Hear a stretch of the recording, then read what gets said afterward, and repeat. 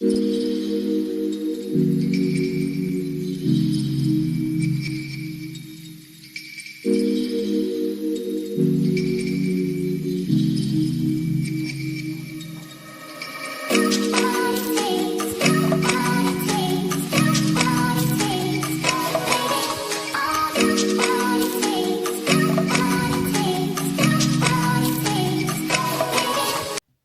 достар, бастамас бұрын ең алғашқы заттармен танысып алайық. Ол бізге мынандай кафе қағаз, түрлі түсі болса тіптен керемет, декоративный скотч,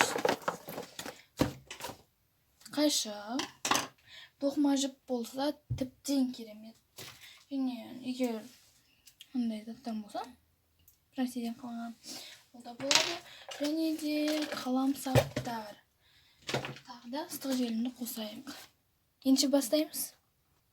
Ең жеңілден бастайық. Көріп тұрғандарында мен алдында жасап көргенмін үйде. Мысалға, қаламда жоқында ручканы алған дұрыс. Ең жеңілі. Енді бұған сай декоративный скотчты таңдаймыз. Негізі декоративный скотч өте көп болған менде. Жоғалтып алдым. Мынау жасылға сай келетін сияқты. Бұны орап шығайық. Көпсі орап жатпайды да, түгінен жабыстыра салады. Бірақ мен орауды жөн көрдім. Жылдам орап шығамыз. Негізі көпсі әлі бекті солды бастаған жоқ. Бірақ мен осындай ерте кезден дайындалған жақсы көремін да. Сондықтан ертерек видео түсіруді жөн көрдім. Мынандай болған шетте артық не кетсе де түгел орап тастаймыз. Достар, айтуды ұмытып кетіппін. Канцелярлық нож болса жақсы. Себебі артық шетін кесіп тастаймыз. Ай, вот я косячница.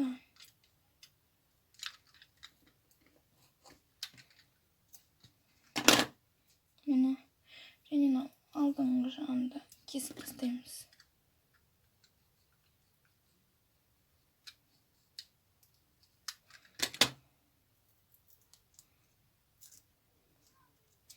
Білмеймін негеден осы декоративный скотч маған морской нелерді есіме салады да. Так, енді жабыстырса әдем болады секілді. Мен уже ыстық клеймді қыздырып жатырмын. Так, қыздырам. Енді жабыстырамыз. Так, бұл жөнеміз. Осындай резинкада неден түсіп қалған заттар жақсы көрем өзім.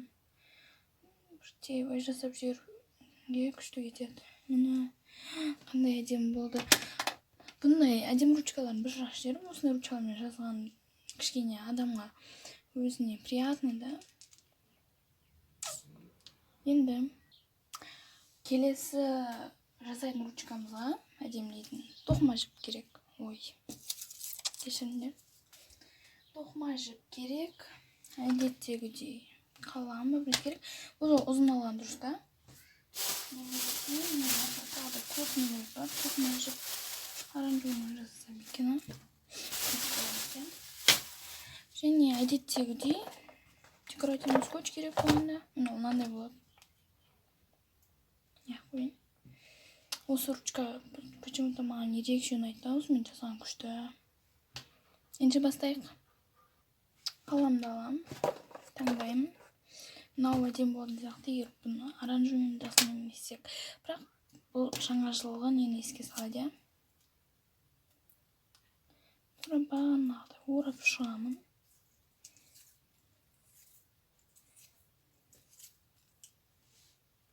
Мұны орадым. Осындай бұғылармен. Енді көрек қайсы әдемді жасады. Жасыл әдем болады секілді. Енді қараңдар бүйтеміз. Мен достар, білесіңдер ма, бұрын мен осыны бұлай қолға алып, қиналып, қолым бәрі қызарып қиналатын. Қазір осы білмеймін, есіме түсе алды. Мынандай екі шетін аламыз. Немесе кардонмен де істеуге болады. Өздерің жақсы білетін шығарсыңдар ютубтан көріп дегендей, иә. Енді бұны орап шығамыз. Көрініп тұр ма? Так. Мен әдеттегідей терезенің алдында түсіріп жатырмын. Терезе ашық. Артық дыбыстар шықса, мән бермейміз.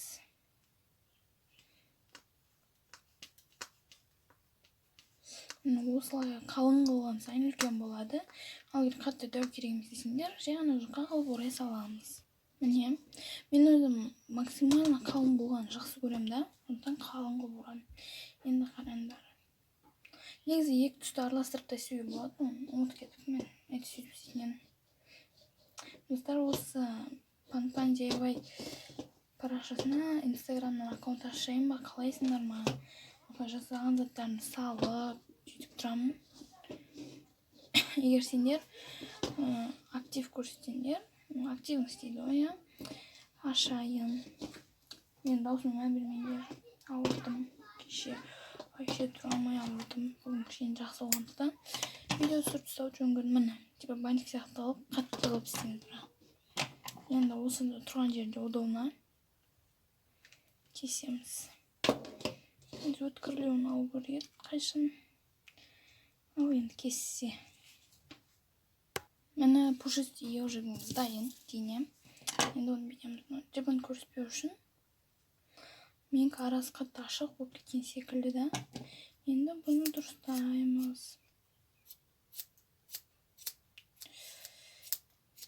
Кішкене түзулеп, әдем болу үшін, бәрі бірдей болу үшін. Прям бірдей алып істей алмайсыңдар енді.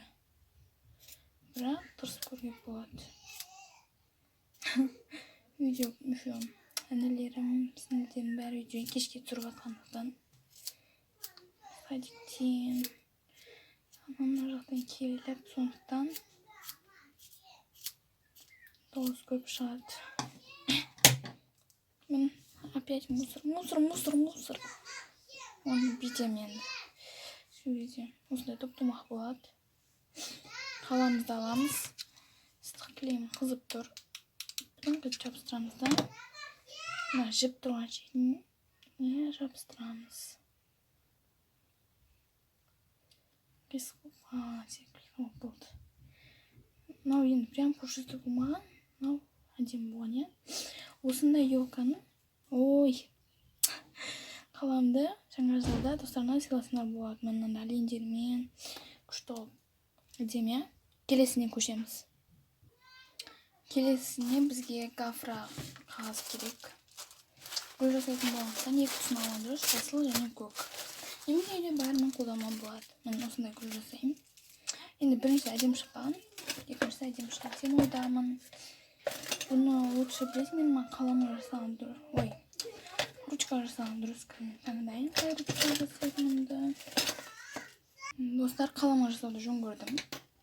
Енді қараңдар бітеміз. Ондай сызықтарын көп тұрсыңдар ғой. Ол сызықтардан кесіп аламыз. Мен кадрдың артына кесемін. Міне достар, осындай ұзын ленточка кесіп алдым. Егер сендерге дәлдігін айтар болсам, бұл 4,5 сантиметр екен. 4,5 болса, так.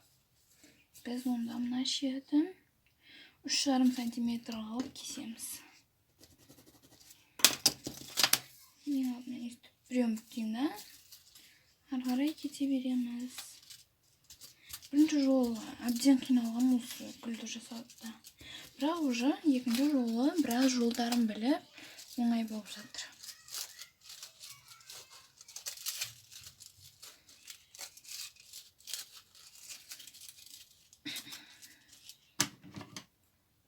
Сонда біздің күлтелеріміз 4,5-да 3,5. Егер сендер жұқа сыналатын болсыңдар, жұқасына зықтар жоқ қой. Сондықтан дәлдігін айтып жатырмын. Кескеннен кейін бірден жерге салмаңдар. Бұның шеттерін дұрыстаймыз. Енді бұл 4 бұрыш күлтеге ұқсамайды ғой. Сондықтан бұны сәл Keltiremiz.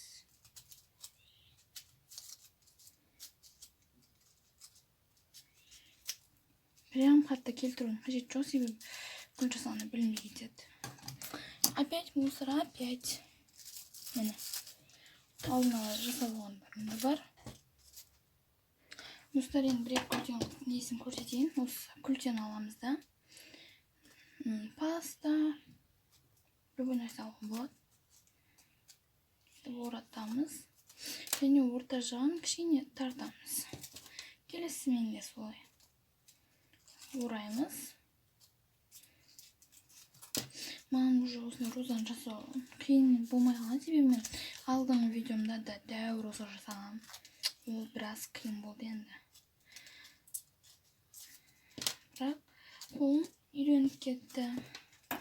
Ой.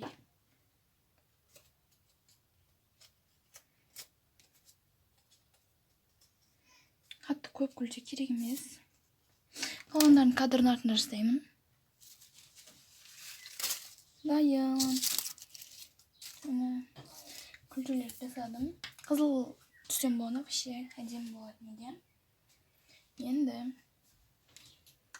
осындай қаламды алам. Ұзынын алған. Дұрыс, максимально ұзынын. Енді қалай істейміз? Ыстық желім, міндетті түрде ыстық желім. Немесе басқа да енді 101 деген сияқты клейлерін қолдануым болады. Так, мен сендерге бір лайфхак айтайын. Ең алдымен розамыздың аяқтан аспайтын белгілейміз. Мен аяқтан аспағанын қалаймын.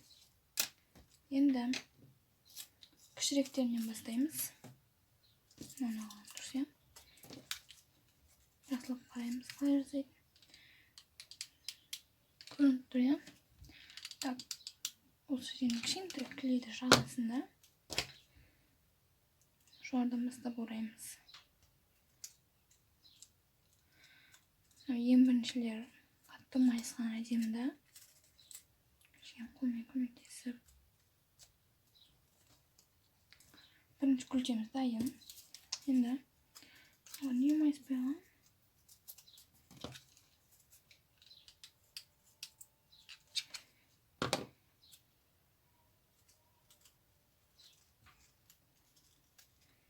Бұны так кішкене қолмен көмектесіп.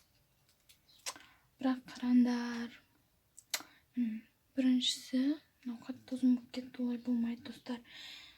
Барынша жай төмендетуге тырысамыз. Бірден төмендетпейміз. Оны мен қалай дұрыстаймын. Осылай. Айсып кетті. Осы ыстық клейден қаншама қолдарымыз күйген шығар, иә.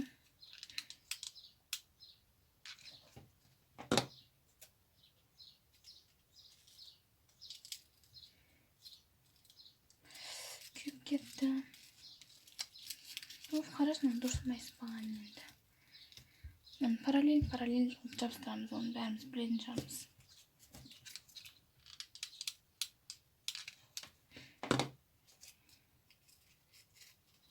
Осылай жалғастыра береміз. Мен кадрдың артында жасаймын. Міне достар, ерекше болып әдемі шықты. Енді мына шеті бір түрлі болып қалды. Сондықтан тағы көмекке декоративный скотчтар келеді. Мен осы кружочекті қатты жақсы көремін. Сондықтан осымен орап тастайын.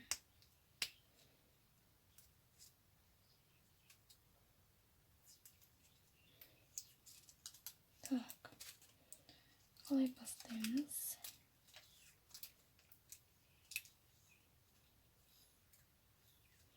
Жоғары жағы әдемі болмай қалды. Қазір оны жөндейміз. Міне, енді мына жоғары жағын қалай дұрыстаймыз? Ол скотчты ашқан. Вечная проблема. Тырнағым біраз қиын да.